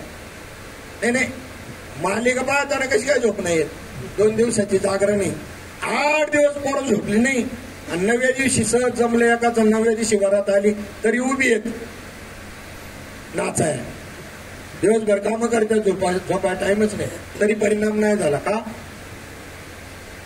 आणि ह्याचा काय परिणाम होतो? झोप येतील, जड जाते. बुद्धीला जोपर्यंत समजतंय तोपर्यंत झोप येत नसते, लय होत नाही तिचा. जिज्ञासूर बुद्धी, शारीरिक श्रमाचा बुद्धीशी काही संबंध नाही, त्याचा अंत करण्याशी काही संबंध नाही. आणि त्या पद्धतीनं या परिश्रोता अनुभवावी ही कथा. ही कथा म्हणजे आता कथेवरची जर प्रमाण तुम्ही काढायला गेली सर्व साधू संतांची, तर मग कथेने व्यथा जाती की नाही कळत. आणि आम्ही काय बोलतो हे कळत आम्हाला. आम्ही काय बोलतो हे संत प्रमाणाला अनुलक्षण असायला पाहिजे. पदार्थ नको. ज्याची बुद्धी तद्रूप झाली, त्याच्याशी एकरूप झाली, त्यांनी म्हणायचं बोलविता धनी वेगळाच. सगळं आपल्या अंतःकरणीतलं मनातलं कल्पितच बोलतो आणि वर शेवटी प्रमाण देतो की साळुंकी मंजुळ बोलत तशी वाणी बोलविता धनी वेगळाच. मग एक दृष्टांत सांगून या ठिकाणी आपण थांबूया. एवढंसही पुढे जाण्याची काही आवश्यकता नाही. काय चिंतन आहे, ज्याची त्याची चिंतन आहे. आणि मी तर चोर माणूस आहे, याचं थोडं चोर त्याचं थोडं चोर बसायचं सांगायला. बाकी काय येतच नाही आपल्याला काय. तर ते याच्यामध्ये ते बालक पहिला घास आमच्या नातवाला नखांचे की पाहते काय फार किती भारी असो ती गोष्ट, म्हणजे लई जड जाते. त्याला खाऊ घालायचा ना, पहिला घास खाऊ घातला ना बस त्यांनी ते फार सपाटच केलं, फार प्लेट भर असलं तरी त्याला ते. पण पहिला घास लई जड जातो त्याला खाऊ घालायला. बापरे बापरे, फार अशा मेहनतवारी करावी लागते. नाही अरे तू खाऊन तर बघ. अरे काय झालं, 10 वेळा बनून झालं खाऊन तर बघ, तरी बी लय अवघड. एक क्षण असा आहे तो त्याला ते पटकन ते थोडस खातो, मग अख्खं प्लेट संपवतो किंवा अख्खं ताट संपवतोय. हो, पण तसं करूनही ते खात नाही ना. मग आई काय करते, त्याला त्या ठिकाणी गोष्टी सांगते. मी तुला चिवतावची गोष्ट सांगते. कशा करता गोष्ट, कशा करता ऐकताय ना? काय महत्वाचं आहे? गोष्ट महत्वाची आहे का घास महत्वाचा आहे? मी जेवायचं नाही सांगत. घास म्हणजे काय? बोला, घास म्हणजे काय? बोल तुला विचारतो, घास म्हणजे काय? सिद्धांत करायचा आपल्याला. बोल, बरोबर बोल ना, घाबरते का? बोलायला शिकायचं. बोलल्यानंतर काय होईल तुमचं कळेल, आम्हाला दुरुस्त करून देता येईल. मी तर चुका काढणारा माणूस आहे, चुका शोधणारा माणूस आहे. तर त्याच्या पुढे सांगतो, नुसतं चुका शोधणारा, चुका काढणारा नाही. तर त्या ठिकाणी त्या भिंतीमध्ये त्या चुका ठोकताना ज्या वाकड्या झाल्या त्या काढावाच लागतात. आणि मग ठोकून मोकळ्या चांगल्या सरळ करतो, पुन्हा ठोकतो. काय काय बिघडलं का? राहू द्यायच्या का वाकड्या तशा? अरे फाशी मार्गी आहेत ना, पोरांना अशी तयार करतात ना. कशी तयार करतात माहिती का? त्यांच्या डोळ्यामध्ये मिरचीची पूड टाकायची साधना सांगितली जाते त्यांना. त्यांच्या नजरा जर पाहिल्या ना, ताट अशा नजरा. योग्याची काय नजर, योग्याची नजर खाली होईल. पण असं जर पाहिलं ना, पापणी डाळायची नाही अशी. त्यांच्या मिरचीची पूड जरी टाकली तरी काहीच परिणाम होणार नाही. अशी ठाकून ठोकून शिकवतात. चोऱ्या करायचं सोपं नाही तर अध्यात्म काय सोपं आहे का? ठाकून ठोकून आपला माणूस चांगला झाला पाहिजे म्हणून नियोजन आहे. बाकीचं काय कुठं अडलाच नाही पाहिजे, कुठेच अडला नाही पाहिजे. कशाला? वाट जिंकून बक्षीस ट्रॉफी आणायला नाही किंवा कोणाला उपदेश करायकरता नाही, समजूत बात करण्याकरता, योग्य समजुतीवर येण्याकरता, चुकीच्या समजुती बात करण्याकरता सत्संग आहे. लक्षात नाही राहिलं तरी बी हरकत, लक्षात नाही राहिलं तरी बी हरकत, कधी डोक्यात घेऊ नका. लक्षात ज्याला दुसऱ्याला सांगायचंय ना त्याला लक्षात ठेवावं लागेल, त्याला लक्षात ठेवावं लागेल. परंतु तुमची समजूत बात झाली, काम संपलं ना, बस तुमचं काम. मुख्य उद्देश तोच असावा, मुख्य प्रयोजन अवांतर प्रयोजन. मुख्य प्रयोजन समजलं ना, मुख्य प्रयोजन महावाक्य, अवांतर वाक्य. अवांतर वाक्य हे आमच्या इतरांच्या याच्यामध्ये येते. साधूच्या मुखातून आलेलं प्रत्येक वाक्य महावाक्य. त्यांनी कांदा भाकर दिला, रामकृष्ण हरी तर सोडा रे, त्यांनी रामकृष्ण हरी तर सांगून राहिलंच होय. त्यांनी कांदा भाकर जरी मंत्र दिला ना तरी अष्टसात्विक मानते. तुम्हाला काय वाटतं? लहान पोरांनी ते कोणाला सांगतील म्हणून बाबांनी रामकृष्ण हरी दिले ना. योग्य वेळेला आठवणीत असू द्या, त्या मोठा झाला कळायला लागलं का अनुग्रह देऊ आई वडिलांना सांगायचं, त्यांनी लक्ष ठेवायचं. पण त्या रामकृष्ण हरीवर चिंतनाला बसल्यानंतर त्यांचे अष्टसात्विक होत नाहीत काय? बाबा बाबा बाबा काय तो म्हणे ते तर आहे महाबोधू, याला म्हणतात अधिकार. तो म्हणे ते तर आहे महाबोधू. श्रीमद भागवताचं प्रयोजन, हेतू, आता मग त्याचं स्वरूप आपण पुढे उद्या आपण त्या ठिकाणी पाहणार आहोत. पण त्याच्यामध्ये हे श्रीमद भागवताचं जे तत्वज्ञान आहे ते गळी उतरण्याकरता गोष्टी सांगितल्या. मग श्रीमद भागवत कथा आणि त्याच्यामध्ये कंसात लिहिलेलं असतं ते पाहायचं पौराणिक, मग त्याच्यामध्ये कथाच असते, पुराणातल्या कथा सांगितल्या. आणि श्रीमद भागवत कथा आध्यात्मिक, त्यावेळेला ती कथा सांगणारा कथाकार फक्त गोकर्णाख्यामध्ये त्या कथेचा 2 मिनिटांमध्ये उल्लेख करून जाऊन त्या गोकर्णाने धुंदुकारीला केलेला उपदेश त्याला भागवत म्हणतात असं बिंबवतो कथाकार. त्या ठिकाणी वेदातलं तत्वज्ञान बोलवणे दृढ करण्याची युक्ती व्यासांनी पुराज्ञांच्या माध्यमामधून आपल्यामध्ये टाकली. हे त्याचं स्वरूप, त्याच्यामध्ये जे संवाद आले, त्याच्यामध्ये जे चतुश्लोकी भागवत आले आणि त्याचा विस्तार, हे संपूर्ण भागवत 12 स्कंदाचं आहे. गीतेच्या 2ऱ्या अध्यायामध्ये अशोचानन व शोचस्मरण या 11व्या श्लोकापासून 30व्या श्लोकापर्यंत जे 20 श्लोक आले तीच मूळ गीता आहे आणि त्याचा विस्तार 700 श्लोक आहे. देह आणि आत्मा यांच्यातला भेद आणि अभेद, भेद आहे का अभेद आहे, आणि त्याचं जे कथन, हे गीतेचा मूळ उद्देश आहे.